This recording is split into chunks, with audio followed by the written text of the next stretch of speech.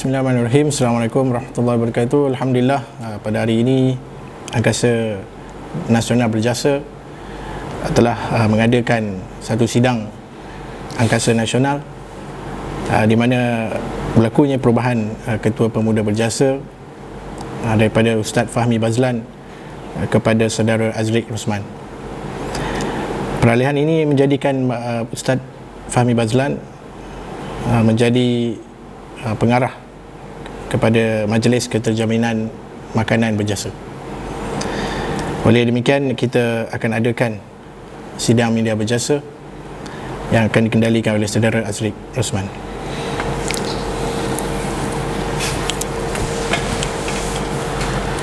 Baik, Assalamualaikum warahmatullahi wabarakatuh. Saya Azriq Rosman, Ketua Pemuda Berjasa yang baru, atau nama lain bagi pergerakan pemuda berjasa kita panggil sebagai Angkasa Nasional. Baik, untuk sidang media saya akan bacakan teks sidang media Angkasa 2024. Yang pertama adalah tahun 2024 merupakan tahun yang dijangka penuh dengan cabaran bagi politik tanah air.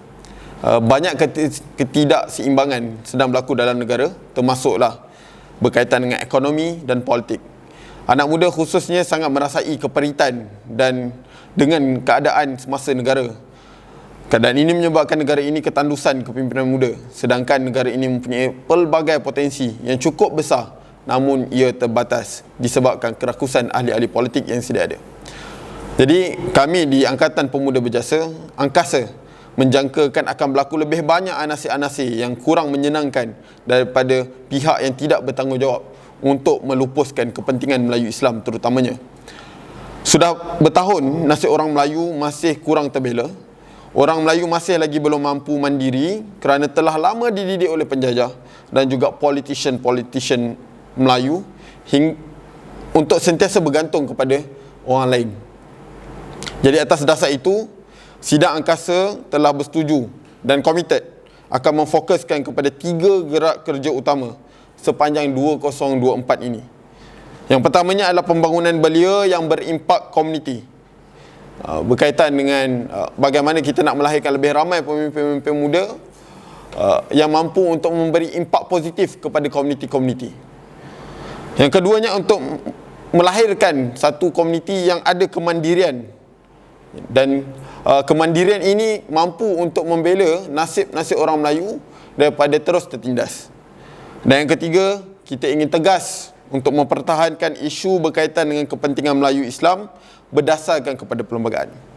Jadi hasrat Angkasa untuk mengurangkan kebergantungan orang Melayu kepada kapitalis yang sedang menguasai sumber makanan dan ekonomi negara ini adalah satu dasar yang akan menjadi tajuk utama kepada Angkasa Nasional. Angkasa juga bersedia untuk melahirkan kepimpinan muda yang lebih berwibawa dan menjadi tawaran baru kepada anak muda yang hakikatnya berpotensi besar dan mampu untuk menyumbang kepada pembangunan negara menjelang tahun 2030. Jadi anak muda perlu menjadi solusi baharu kepada masa depan negara. Ini adalah gerak kerja Angkasa sepanjang tahun 2024 dan seterusnya. Itu sahaja daripada daripada teks sidang Angkasa Nasional. Saya pulangkan kembali kepada Saudara Mio. Kalau ada soalan.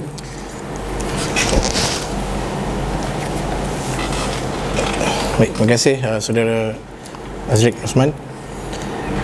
Seterusnya dibuka soalan sekiranya ada apa-apa pertanyaan ditanyakan. Assalamualaikum. Tadi Encik Azriq ada sentuh soal kemandirian orang Melayu. Mungkin Encik Azriq selaku Ketua Pemuda Berjasa boleh terangkan secara terperinci apa yang ingin difokuskan oleh Berjasa dalam menjadikan orang Melayu itu mandiri. Okey, baik. Kita sebut tentang mandiri ni, dia berkaitan dengan cara orang Melayu hidup. Okey. Selama ni kalau kita perasan, kehidupan rakyat kita di Malaysia ni sentiasa bergantung kepada golongan kapitalis. Okey. Dan bila kapitalis ini menekan kita dengan harga barang yang tinggi, kita di bawah ni terkesan, terutamanya anak muda. Bila kapitalis menyuruhkan sumber-sumber makanan kita, ayam, telur, beras, gula, tepung dan sebagainya, kita juga terkesan. Kan? Kalau kita tengok di media-media sosial, ada yang sampai menangis-nangis bila mana sumber-sumber makanan kita ini disekat oleh golongan-golongan kapitalis, okay? Dan akhirnya menyebabkan kita sentiasa bergantung kepada mereka, dan kita tidak mampu untuk memberikan suara kepada masyarakat. Jadi kita nak cuba untuk bangunkan masyarakat untuk mengurangkan kebergantungan kita kepada golongan kapitalis. Sebenarnya tok nenek moyang kita dulu dah lama buat benda ni, okay? Kalau kita ingat, orang Melayu dulu dia tidak bergantung kepada orang lain, kan? Itulah sebab orang British tak suka kepada orang Melayu. Sebab apa? Sebab orang Melayu ni dia tidak merasa keperluan kepada orang British, kan? Apa yang dia nak makan, sumber kehidupan dia cukup, dikeliling kehidupan dia, dikeliling rumahnya, dan mencukupi untuk sesuatu komuniti. Jadi kita cuba untuk bangunkan kembali sikap dan sifat ni kepada orang Melayu, terutamanya untuk mengurangkan kebergantungan kita kepada golongan-golongan kapitalis yang sentiasa menekan kita. Menjawab ke? Untuk soalan yang kedua, soalan terakhir. Jadi di sini dapat simpulkan bahawa yang pemuda biasa nak fokuskan untuk orang Melayu tidak bergantung pada kapitalis. Jadi adakah pemuda biasa sudah pun come out dengan role model yang projek tentang soal keselamatan makanan yang akan dijalankan? Baik, kita ada banyak perbincangan, terutamanya dalam sidang selama 3 hari ini. Kita memang fokus kepada isu survival orang Melayu. Jadi kita pun dah menyusun dengan beberapa gerakan-gerakan orang muda di pelbagai komuniti, yang mana mereka ni akan cuba untuk membina banyaknya laman-laman mandiri lah. Laman mandiri ni kita nak jadikan dia sebagai satu hub kepada orang Melayu berasaskan kepada wakaf, okay? Berasaskan kepada wakaf yang boleh menyediakan sumber-sumber keperluan harian orang Melayu seperti seperti sayur-sayuran, seperti ayam, telur, sumber-sumber protein dan sebagainya, okay? Dan kita pun ada beberapa projek pilot, terutamanya di Rembau, di Batang Kali, di Kapar, kan? Dan ada beberapa lagi projek pilot yang kita jangkakan dengan kita mampu untuk buat semua projek pilot ni, dia mampu untuk memberi lebih banyak kesedaran kepada orang Melayu yang sebenarnya kita boleh keluar daripada kita panggil kitaran kapitalis ni lah, okay? Kita ada banyak model sebenarnya, banyak model yang orang Islam pun dulu pun banyak model, antaranya model Telaga Usman dan sebagainya. So model-model ni kita boleh ambil dan kita boleh bina kekuatan kita sendiri daripada model-model tersebut. Ada nak tambah? Majlis Keterjaminan Makanan. Dan atas sebab itu juga kita melihat perlunya atas isu survival orang Melayu.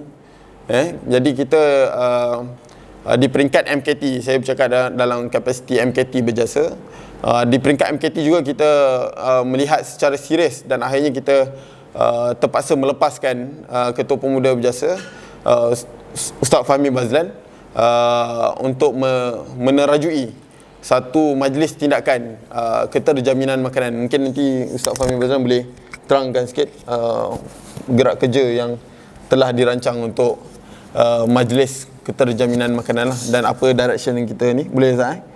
Okay. So kejap lagi kita akan bersama dengan Ustaz Fahmi Bazlan lah menjawab soalan. Okay, baik.